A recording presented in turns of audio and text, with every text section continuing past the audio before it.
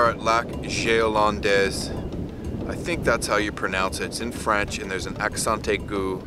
Not really sure, but one thing I am sure, this lake is massive and incredibly remote. Not one cabin on it, not one person probably has been here in years, so we're really in no man's land right now.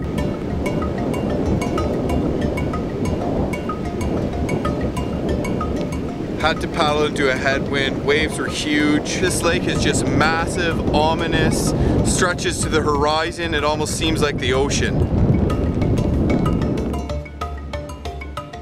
Epic crossing, didn't make sense to go on, making camp on this rock beach.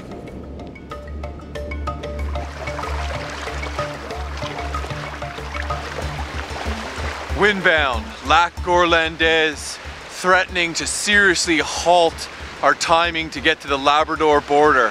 Huge rollers, massive lake, we're trapped here, we gotta push on, we got a big crossing coming, so what do? We build a catamaran. Now the catamaran is made by just taking 2 spruce poles or 2 trees that are the right size, putting them across the front and rear thwart, and then you tie it really, really tightly with rope underneath the hull and then lash it to the thwart, and that'll hold it really sturdy so it won't rip open or one of the bars won't come off, because if one of those poles come off, you could be in a lot of trouble when you're out there in some big waves. So we got the spruce poles across the canoes, great strong catamaran material, got strong ropes tied under the hulls, and we tied our bows and our sterns together really tightly.